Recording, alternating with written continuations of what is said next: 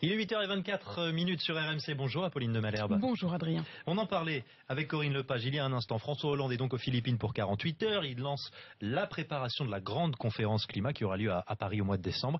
Et il a lancé l'appel de Manille, Apolline. Alors il a laissé très galamment ce rôle à notre actrice désormais ambassadrice internationale Marion Cotillard. C'était d'ailleurs un petit peu laborieux, on sent qu'elle est plus spontanée pour les Oscars ou les Césars, même si elle est considérée comme une des grandes défenseuses de la planète depuis bien longtemps. Mais en fait la réalité c'est que le véritable ambassadeur vert de François Hollande, c'est bien sûr Nicolas Hulot. Et puis deux ministres qui ont un petit peu du mal à cacher leur rivalité, qui était présent évidemment sur toutes les images depuis 48 heures aux côtés de François Hollande. C'est Ségolène Royal, la ministre de l'écologie, et Laurent Fabius, le ministre des Affaires étrangères, parce qu'ils revendiquent tous les deux le fait que l'écologie internationale et que cette grande conférence climat qui aura lieu en décembre à Paris, c'est leur bébé, que c'est leur projet. Et François Hollande, il les regarde du coin de l'œil, c'est deux crocodiles dans un marigot, et il ne tranche pas véritablement, même si aux dernières nouvelles, il semble que ce soit Ségolène Royal qui ait pris une longueur d'avance. Est-ce qu'il est écolo, vrai écolo, François Hollande? Il l'est devenu un peu. C'est quelqu'un qui n'a aucune fibre écolo. C'est pas moi qui le dis, c'est Jean-Vincent Placé qui m'avait confié de lui l'écologie, il s'en fout. Il est écolo, il ne comprend pas, ça ne l'intéresse pas. Alors pourquoi est-ce qu'il a évolué?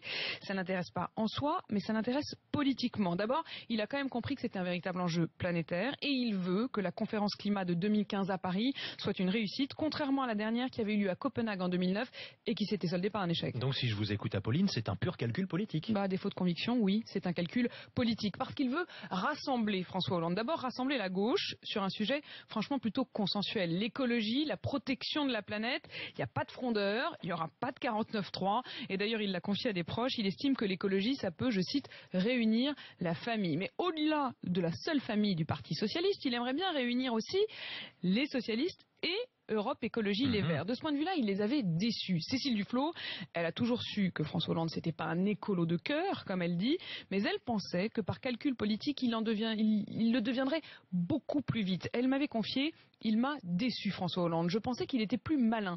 J'ai pensé, disait-elle, qu'il serait obligé de raconter l'écologie, que ça ferait partie de l'histoire, qu'il s'y rallierait.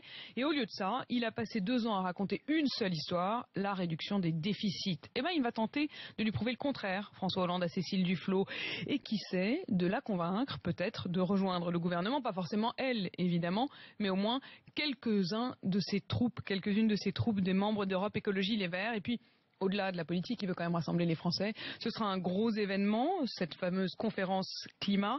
Il y en aura d'autres. Il tente les JO. Il sait qu'il y aura de toute façon l'Euro 2016. Ça, c'est sûr.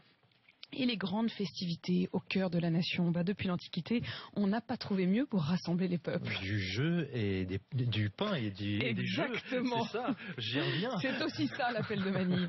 Écolo intéressé, François Hollande, Apolline de Malherbe, merci beaucoup.